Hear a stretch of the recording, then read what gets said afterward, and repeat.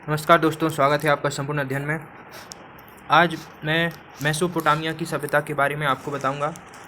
इसके पहले जो पिछली वीडियो में मैंने आपसे कुछ प्रश्न पूछे थे, 2 प्रश्न पूछे थे मैंने। पहला प्रश्न था मिस्र की सभ्यता की खोज किसने की, और दूसरा प्रश्न था मिस्र का सबसे प्रसिद्ध सर्वाधिक प्रसिद्ध पिरामिड का नाम क्या है। मैंने आपसे ये 2 प्रश्न पूछे थे। आपने किसी ने भी उनके जवाब नहीं दिए हैं, तो ऐसा लगता है कि आपने मेरी कहानी को ध्यान से, जो मैं आपको बता रहा था मिस्र की सभ्यता के बारे में, उसे आपने नहीं सुना है अच्छे से। तो प्लीज़ सुनिए और उसका जवाब कमेंट बॉक्स में दीजिए। मैं आपको उन दोनों प्रश्नों के जवाब उत्तर मैं दे रहा हूँ। देखिए, मिस्र की सभ्यता की खोज 1798 में फ्रांस के महान सम्राट व विजेता नेपोलियन बोनापार्टा ने की थी। ठीक है मित्रों। और मिस्र का सबसे सर्वाधिक प्रसिद्ध पिरामिड है गीजे का पिरामिड। ठीक है मित्रों। तो गीजे का पिरामिड सर्वाधिक प्रसिद्ध पिरामिड है। तो आइए आज हम बात करेंगे मेसोपोटामिया की सभ्यता के बारे में। देखिए, सुनिए ध्यान से। मेसोपोटामिया का अर्थ होता है 2 नदियों के बीच की भूमि। ठीक है मित्रों। तो करीब 5000 ईसा पूर्व दजला और फरात नाम की 2 नदियां थे, जिनके बीच में क्या हुआ, एक सभ्यता विकसित हुई। तो ये सभ्यता 3 शहरों से मिलके बनी थी। ठीक है मित्रों। इस सभ्यता में कितने शहर थे? 3 शहर थे। एक शहर सुमेर, एक बेबीलोन और असीरिया। तो इन तीनों शहरों से मिलके ये सभ्यता बनी थी, जिसे क्या कहा जाता था? मेसोपोटामिया की सभ्यता। इसका लगभग ये 5000 ईसा पूर्व, ये सभ्यता 5000 ईसा पूर्व विकसित हुई थी। इसका आधुनिक अभी वर्तमान में ये सीरिया का आसपास का क्षेत्र है, इराक के आसपास का क्षेत्र है। ये आप ये मैप में देख पा रहे होंगे। ये सीरिया है, यहाँ पे ये सीरिया है, और आप इस तरफ जाएंगे तो यहाँ पे ये इराक है। ठीक है मित्रों। तो ये सीरिया और इराक के आसपास के क्षेत्र में विकसित हुई। ठीक है।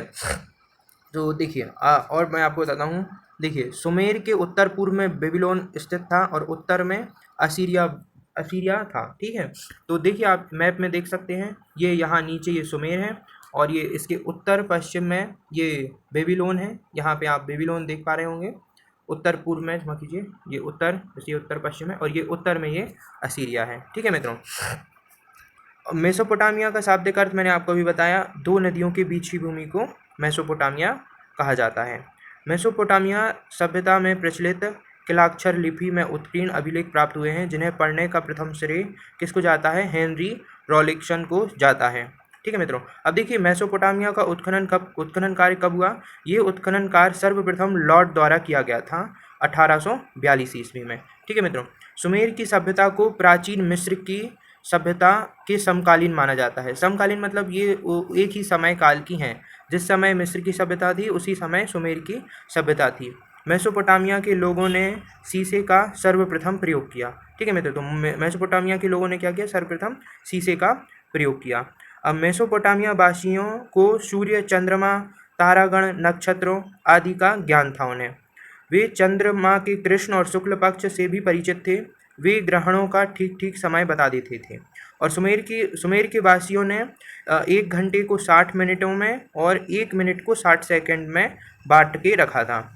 अब मेसोपोटामिया सभ्यता में जो मंदिर होते थे, देवी देवताओं के मंदिर होते थे, उन्हें जिगुरात कहते थे। ठीक है मित्रों। ये वहाँ की एक देवी हैं, ये पृथ्वी की देवी हैं वहाँ की। ये कुछ और, या वहाँ की कुछ और, ये एक और, ये महाराजा हैं, वहाँ के प्रिंस हैं। ठीक है मित्रों। ये वहाँ की कुछ कलाकृतियाँ हैं। तो मेसोपोटामिया के वासियों ने एक दिन को 24 घंटों में सबसे पहले मेसोपोटामिया के वासियों ने बांटा था। 2290 ईस्वी में सुमेर के एक शासक ने शम्स देवता के नाम पर कानून का संग्रह किया। ठीक है। तो सर्वप्रथम यहीं पे एक प्रश्न बनता है, सर्वप्रथम कानून का संग्रह किसने किया? तो सुमेर के शासक ने शम्स देवता के नाम पर कानूनों का संग्रह किया। ठीक है मित्रों। उपरोक्त आधार पर बेबीलोन के प्रसिद्ध शासक हम्मुराबी ने अपना प्रसिद्ध कानून संग्रह किया। ठीक है। इसी के आधार पर वहाँ का एक प्रसिद्ध शासक था, उसने सबसे पहले कानून का संग्रह किया। ठीक है मित्रों। ये एक और वहाँ की मूर्ति है, वहाँ से मिली हुई है।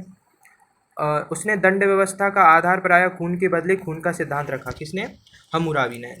और सुमेर वासियों ने सर्वप्रथम 30 दिनों का 1 महीना और 12 महीने का 1 वर्ष माना। ठीक है मित्रों। तो सुमेर के वासियों ने इस जो आज वर्तमान में हम 30 दिन का 1 महीना और 12 महीने का 1 वर्ष मानते हैं, वो हमें कहाँ से मिला है? सुमेर वासियों से मिला है।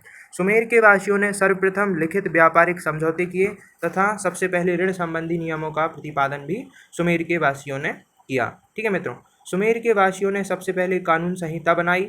सुमेर सभ्यता के निवासियों ने विश्व में सबसे पहले मेहराब और गुंबदों का भी प्रयोग सुमेर के वासियों ने किया था। ठीक है मित्रों, अब देखिए मेसोपोटामिया की दो प्रमुख नदियां हैं, मैंने आपको बताया दजला और फरात। ठीक है मित्रों, तो ये दो प्रमुख नदियां हैं। अब देखिए सुमेरवासी थे, वो लोग कुछ चीज़ें भी बनाते थे। तो जैसे वर्तमान में जो हम मिट्टी के बर्तन देखते हैं वो एक चाक पे बनाए जाते हैं, तो उस कुम्हार के चाक का प्रयोग सर्वप्रथम सुमेर के वासियों ने किया था, मेसोपोटामिया के लोगों ने किया था। ठीक है मित्रों, आशा करता हूँ आप समझ पा रहे होंगे। ये देखिए ये मैप है, ये नीचे सुमेर है, ये बीच में बेबीलोनिया है और ये ऊपर असीरिया किंगडम है। अब देखिए सुमेर था जो बहुत ही सुसंगठित राज्य था। ठीक है, यहाँ पे हर एक प्रत्येक नगर राज्य का एक राजा होता था। उस राजा को पुरोहित या पतेशी कहा जाता था। यहाँ इन लोग ये सभी मंदिर और धर्म को विशेष तौर पे मानते थे। अब देखिए इन्होंने एक लेखन कला का भी विकास किया, यहीं से सर्व महत्वपूर्ण लेखन कला यहीं से विकसित हुई। इस लिपि का आविष्कार इन्होंने एक लिपि का भी आविष्कार किया जिसे कीलकार लिपि कहा जाता है। अब देखिए आप इसके नाम से ही समझते हैं कीलकार लिपि, तो ये इसमें क्या होता था, तेज नोक वाली वस्तु थे, मिट्टी की पट्टी पर ये लिखा करते थे। ठीक है मित्रों, चंद्र पंचांग का इन्होंने प्रयोग किया। व्रत के केंद्र को 360 डिग्री में इन्होंने ही बांटा था। ठीक है मित्रों, व्रत का जो केंद्र होता है जिसे हम आजकल मैथ्स में पढ़ते हैं, तो वो 360 डिग्री पूरा, जब एक पूरा चक्कर लगा के आ जाते हैं तो उसे 360 डिग्री बोलते हैं। ठीक है मित्रों, तो ये भी सर्वप्रथम सुमेर के लोगों ने किया था। ठीक है, तो आप समझ पा रहे होंगे। अब देखिए मैंने अभी हम्मुराबी के बारे में बताया था, तो ये हम्मुराबी विश्व का पहला ऐसा शासक था जिसने सर्वप्रथम कानून का संग्रह किया। और ये यहाँ के लोग क्या थे, बहुदेववादी थे। ठीक है, मांडुर्क यहाँ का सबसे बड़ा देवता था। ठीक है मित्रों, तो आशा करता हूँ आपको जो भी जानकारी है वो समझ में आ गई होगी कि सुमेर के बारे में, बेबीलोनिया के बारे में।